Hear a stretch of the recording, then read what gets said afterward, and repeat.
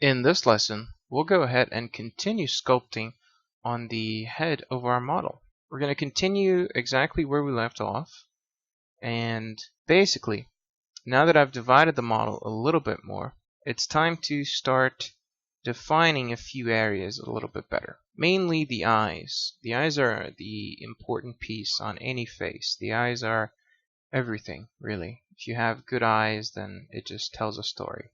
So I'm gonna go for really well established and strong looking eyes.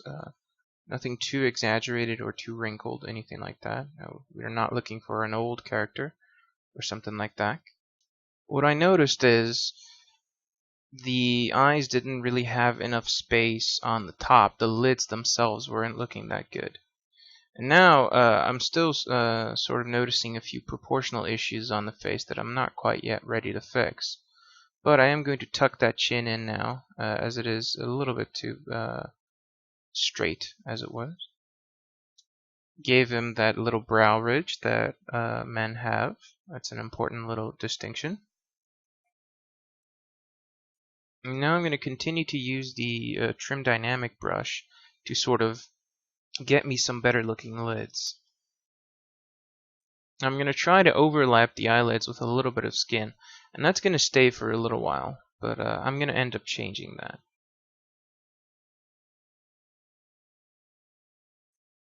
So filling it in with a little bit of clay, watch the direction of where I'm using the clay on. It's a very important thing to do. And we're starting to get somewhere here. It's getting a little bit of an angry expression. But I'm going to go ahead and trim dynamic on the forehead and on the side of the head to sort of tone that down a little bit. And that's going to give us a cleaner looking sculpt to work with.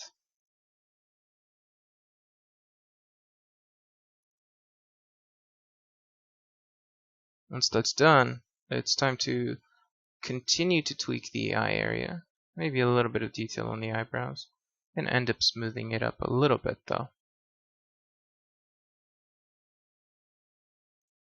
And the nasolabial fold was a bit too high. He has a lot of skin over there where he doesn't necessarily need to have. So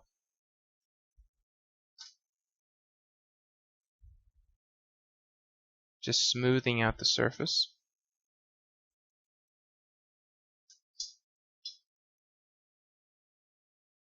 And adding a little bit more detail to the zygomatic area.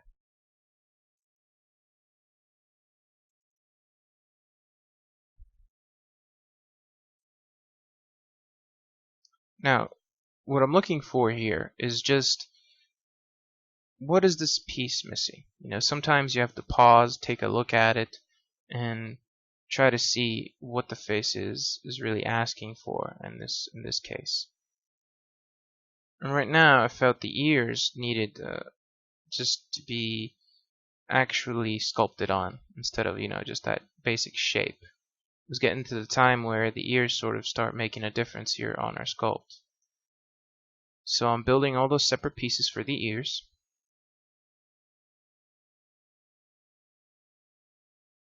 And then I'm pulling out some of this clay.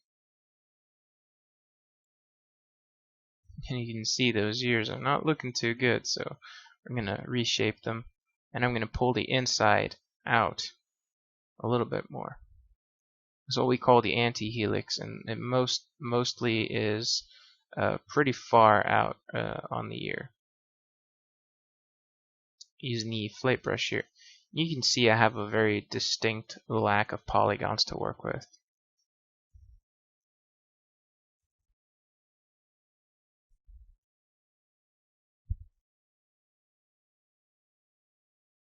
Pulling out the earlobe. Again, just continuing to work on that ear.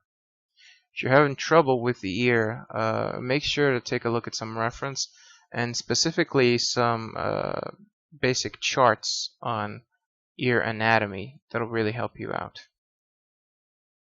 And here, what I just did there, I just pushed everything in closer together. The forehead was a little bit too far forward. I mentioned this, I think, a couple of videos ago while I was working on it. So I ended up doing that tweak.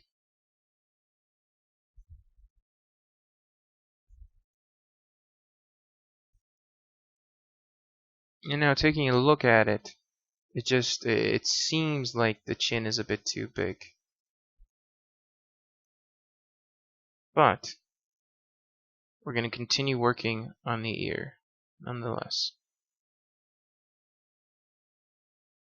I'm going to use the inflate tool here on the edges of the helix of the ear, and that's going to give us that nice soft, big, bulbous shape. And that's going to be really good to just make it look more realistic.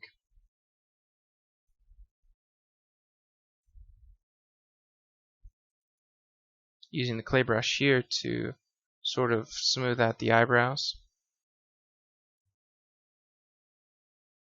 And you can see it's a relatively slow process, right?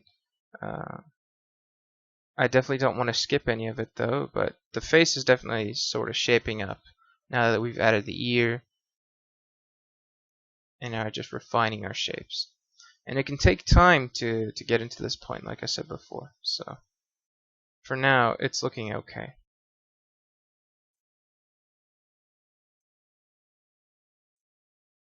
I'm refining the shape of the nose. I'm not really happy with it right now, as well as the chin and the jaw. Even though I'm leaving it pretty square, I am refining it a little bit. But we're getting a really strong silhouette here, and that's what matters. I did a little bit of a cut on the temporal line.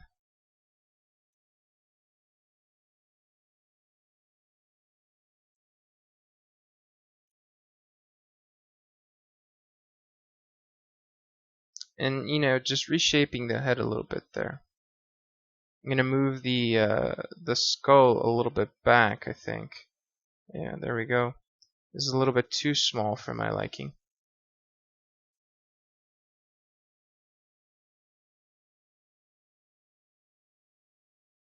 At the same time, I'm going to trim the side of the skull there. And now you can see that we're definitely getting somewhere with the shape of the head itself. I'm tweaking the neck a little bit and then back to the chin, to that shape that I'm not quite pleased with yet. A couple tweaks to the nose, but you can see the profile is starting to look pretty good.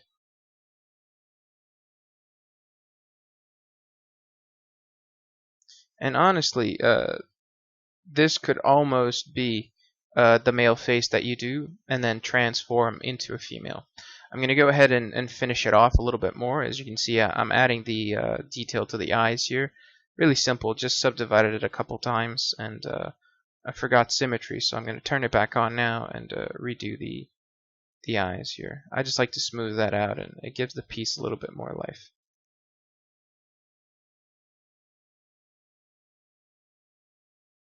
But you could leave the head like this and then try to make it more feminine. This is clearly a man we've sculpted, and that's more or less our objective.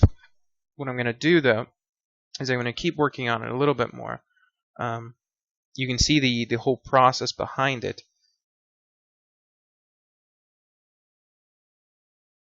And then when we get to the female version, you'll understand why the whole creation of this really strong and pretty decent base, you'll get why it was really worth doing. So in any case, that about wraps up this sculpting session. Let's go ahead and continue on to the next one. I'll see you guys there.